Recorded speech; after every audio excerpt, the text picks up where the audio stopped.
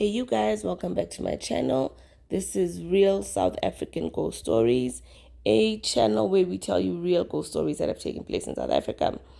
If you are new here, welcome. If you are returning or if you're new, please remember to share this video on your social media if you enjoyed this video, even if you don't share it, so that people can laugh at how poor it is in your opinion. Today, I'm going to be telling you guys a very scary story about a phantom bus, a non-existent bus, a ghost bus with what is perceived to be angels on the bus. This story came to us courtesy of my inbox. If you want to send us stories, please go and send us stories on our TikTok or on our Facebook channel.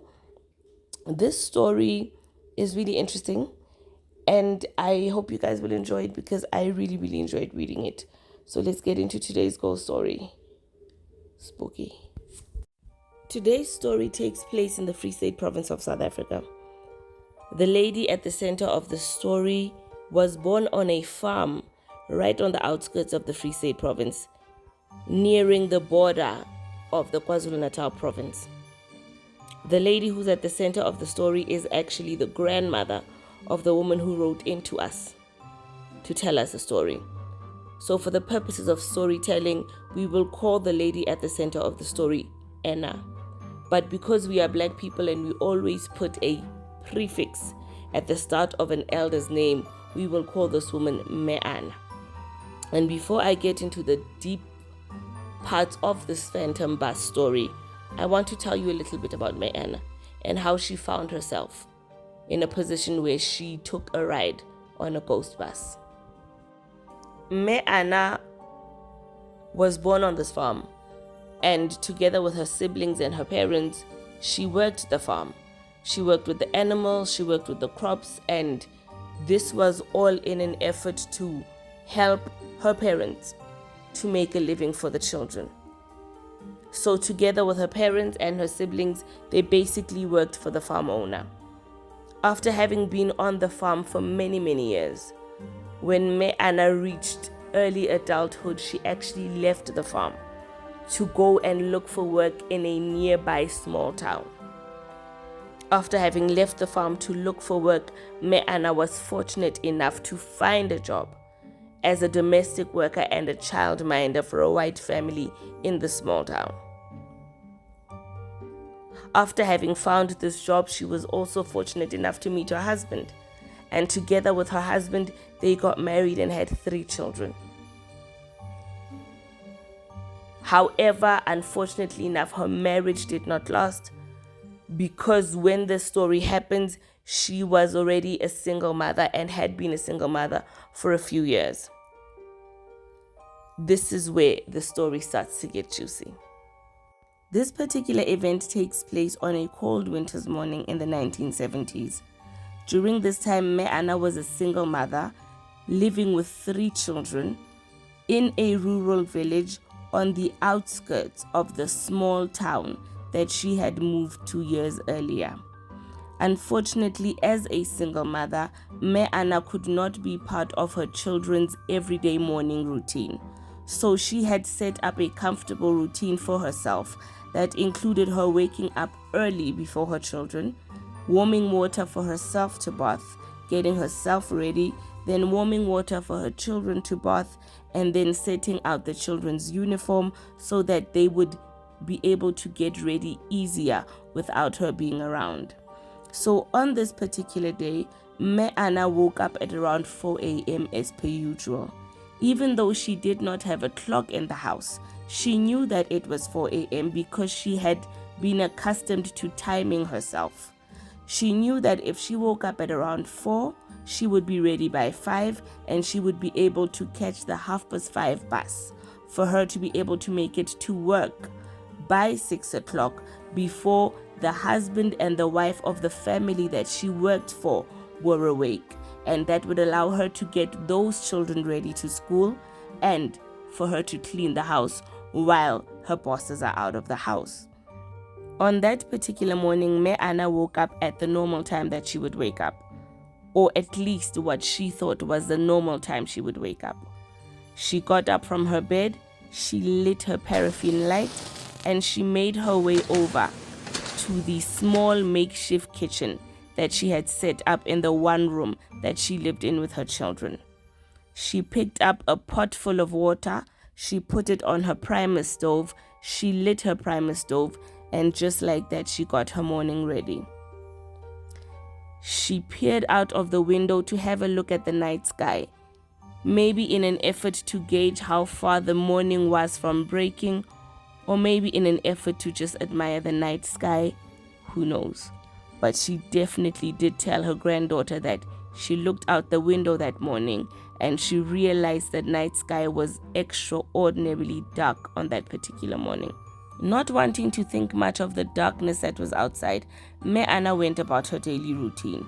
She took a bath, she ate something, she warmed water for her children's bath, she set their uniform aside, and she cleared and tidied up the room in order to make it easier for her firstborn to get her siblings ready once it was time for the kids to go to school. After having neatened and tidied up the room, Meana took her little plastic bag of belongings and she made her way out of the door in order to walk to the bus stop. As she walked out of the door and closed the door behind her, she realized that the night sky was still dark. The night hadn't changed much, and she thought to herself that it was very strange because it's been almost an hour since she's been awake. At this time, there should be a glimmer of light, signaling that dawn is about to break. Not knowing what to make of the darkness outside, Meana pressed on. She left her house and she started walking to the bus stop. As she was walking to the bus stop, she realized that she was not running into the normal people that she would run to on an ordinary morning. Basically, there was no one on the street, it was just her. But then again, she thought to herself, maybe the people are late. Maybe people overslept. Maybe people have been done in by this night sky that's so dark this morning, they haven't realized that they're running late. So she walked to the bus stop and waited. She says she did not wait for long at the bus stop before the bus came rushing down the street, kicking dust behind it.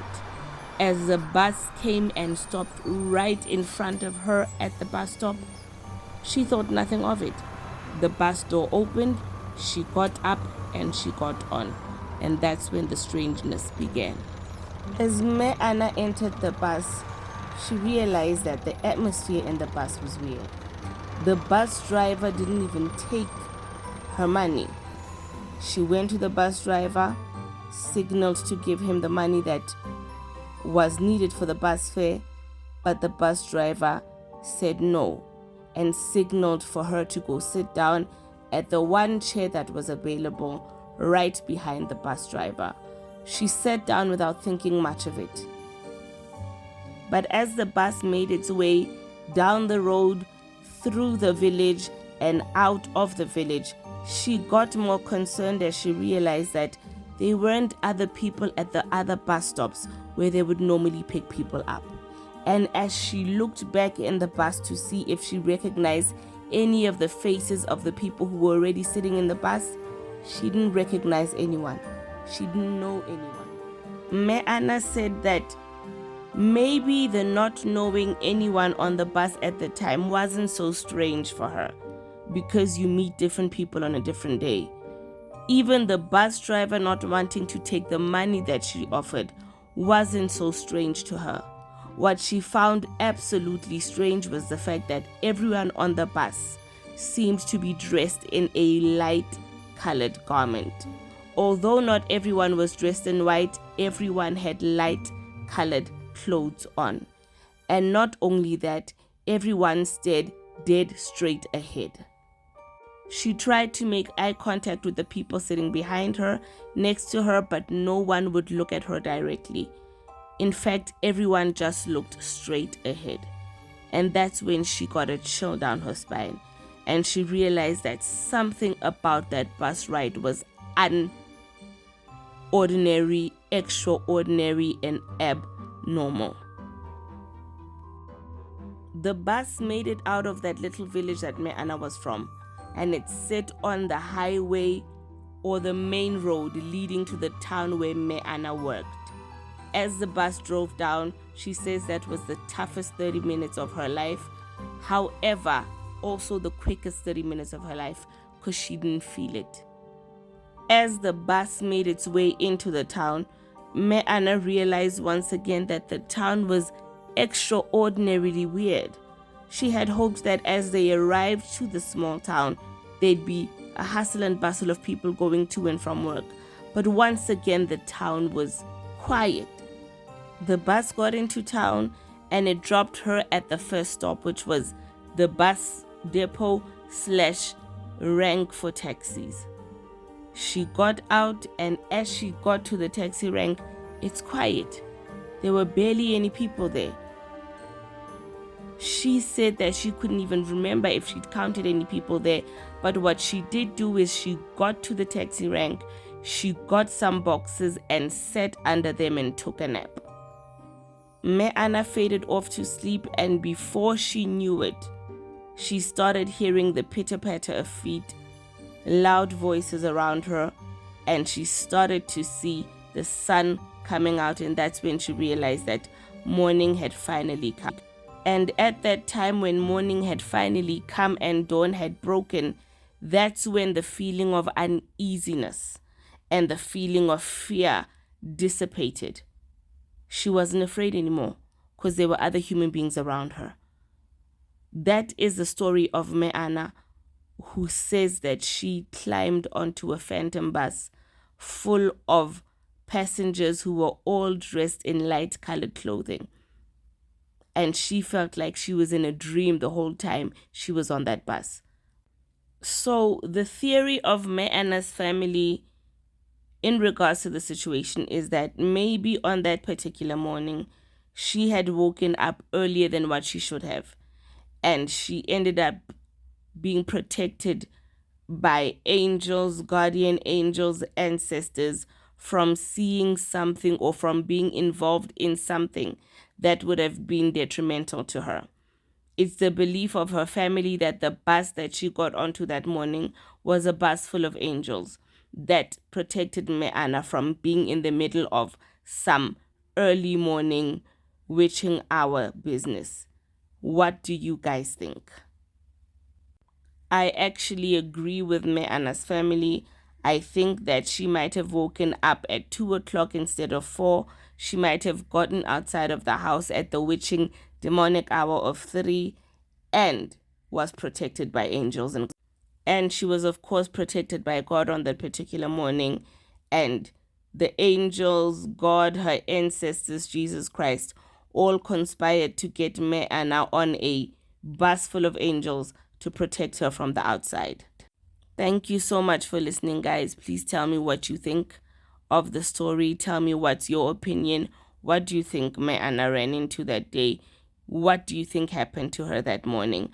One thing that I just can't stop thinking about is how everyone on the bus would not make eye contact with her, number one, and how even when they got into town, the town was quiet. Thank you so much for watching and for listening. Please leave a comment in the comment section down below. Feel free to send me a story if you have one on my Facebook inbox or my TikTok inbox, and you'll listen to me. You'll hear me next time with the next story. Thank you. Bye-bye.